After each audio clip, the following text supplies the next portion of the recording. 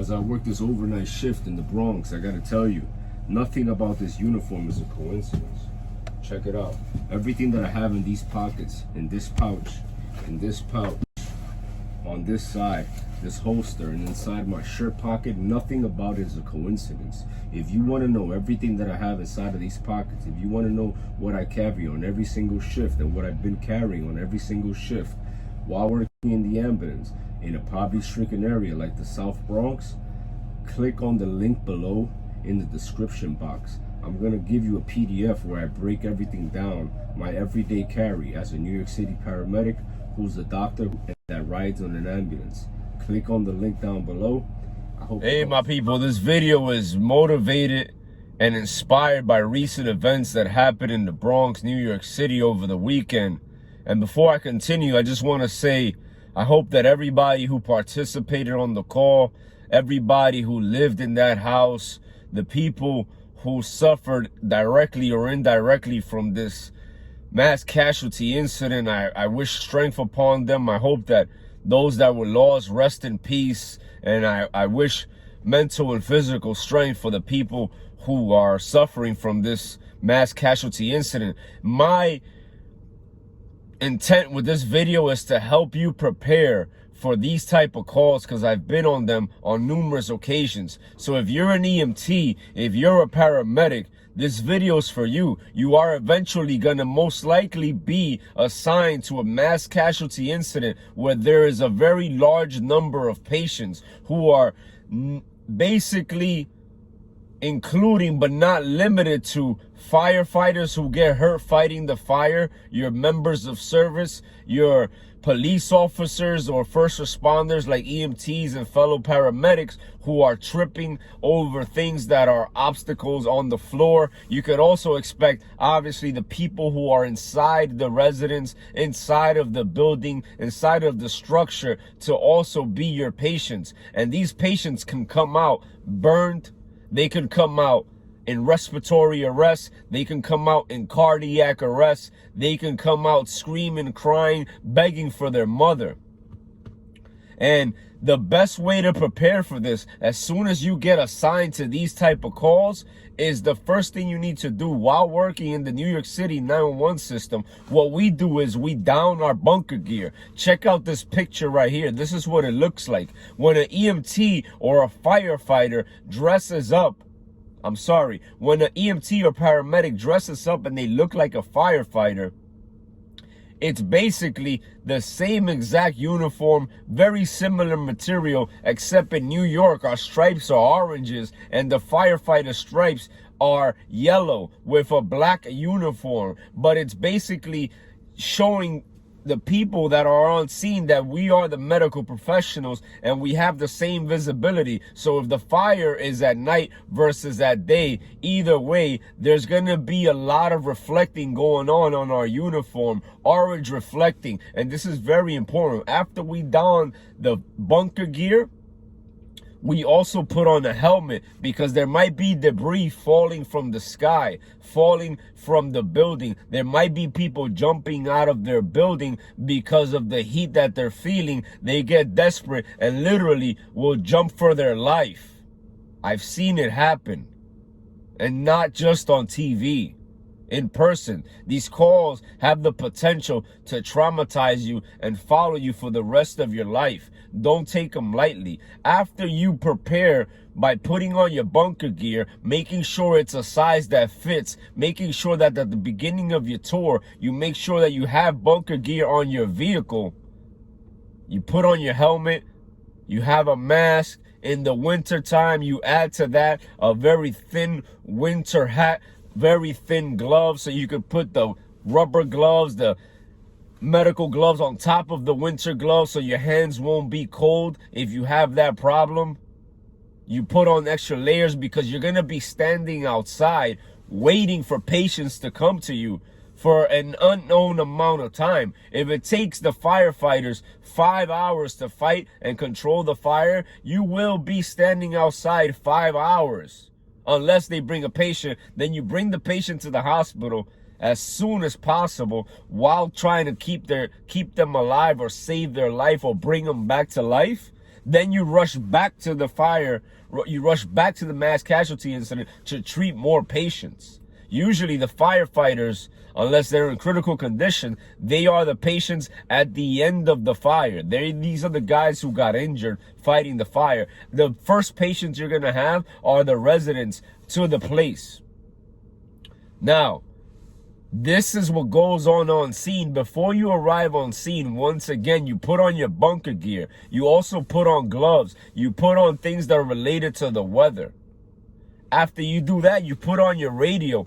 Put the radio and switch it to the proper frequency, the one they instruct you to put it on, and put the volume on high, because you want to listen to everything that they're saying. You want to listen to where you're supposed to be stationed. You want to listen to who is the condition boss, who is the person in charge of the whole entire scene, what resources are coming, because the more resources come, like I mentioned before, if you have a MERV, if you have a bunch of ladders, if you have a bunch of different resources and you're hearing it over the radio coming, you could expect that this is not going to be a one alarm fire. It'll be a 5-alarm fire. Once you arrive to the place where your uniform is ready, you got your bunker gear, you got all your gloves, you have everything, then you load up the stretcher. What do you put on the stretcher? You put a longboard, you put your suction, you put your AED and or monitor, you put your trauma bag, you put your response bag, you put your oxygen, and you put your collars all on the stretcher and strap it in, because you're going to be rushing through the scene, and there's going to be holes of water holes on the floor and potholes on the ground, and you don't want to be rushing and have everything flip over on your stretcher. So strap everything in, whether you're on MCI or not. Next thing is you arrive and you station yourself where you need to be stationed. At this point, you need to be ready and communicating with your partner, listening to the radio, ready to respond to any patient, because they will come abruptly. They will come. For example, I've been on fires where people have jumped out their windows. I've been on fire where people that were dark skinned actually look Caucasian because all their skin is peeled. Literally, you just see the white. This person came out, his braids was burnt off, his hair was out, and all he could do was call for his mother. He wanted his mother. You could hear his cry, piercing. He was combative. Came out in a Stokes basket. Literally in the middle of winter at 3 in the morning in the Bronx. The heat was dissipating from his body. We took him, put him on the ambulance, started an IV, and rushed him to the hospital. Kept him on oxygen. Tried to control him as much as we could. Kept the stretcher and the back of the bus clean prior to meeting him, to make sure that we avoid him from suffering more than he's going to suffer, because you got to prepare for your patients before they arrive. You have to make sure that you don't add to their insult by keeping the back of your bus dirty, because that can lead them to sepsis, and the sepsis is going to lead them to hypovolemic distributive shock, and then they will die. They usually die from the complications, not from the burns. But either way, when you receive your patient, you do what you can. These people are not coherent. These people are in respiratory arrest. And if they come out burned, they're going to be combative. They're going to feel irate. They're not going to be normal. They're going to come out excited and upset and worrying about their family member, crying for their parents, crying for their kids, because they just left their kids behind. This is very traumatic. You have to get ready for it. After you receive your patient, you do what you can. If you can, treat them however and whatever is within your scope of practice for said patient. It's not a one-size-fits-all. Everybody's scenario is different. After you transport your patient, you go back and treat more patients. These are things that you see in the movie. These are things that are going to stay in your memory. So I say that to say this. You have to make sure that after this call is done, the adrenaline offload is happened, and you start to realize what you just went through. You have that smell of soot in your nose. Your uniform is dirty from people's skin who's dried now, and you can see it, the blood, the things that happen. You have to prioritize your mental and physical health at this point. You have to de-stress. You have to decompress in a positive way. A lot of times society will lead you to think that you need a six-pack, that you need a cigarette, that you need to go eat something that you shouldn't be eating. But in reality, you should be leaning on things that are gonna give you pleasure, but also not make you take steps back. Give you the same pleasure that the cigarette and the beer would, the same pleasure that you would get from that source, get it from working out.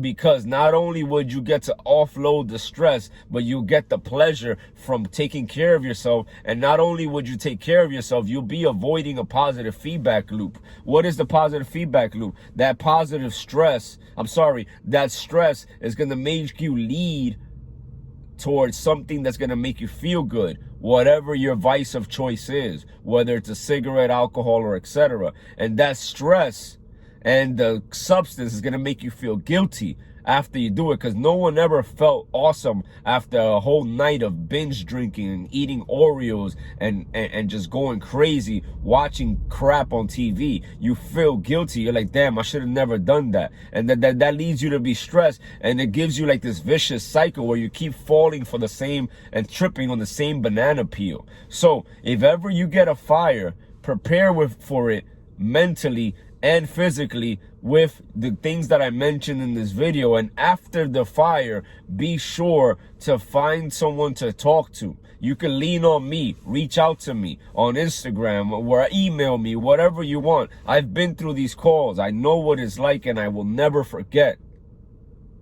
So if you have someone to talk to, good. If you need someone, you got me. The next thing I gotta tell you is make sure that you work out. Make sure you go through the feelings that you feel, if you feel anything at all.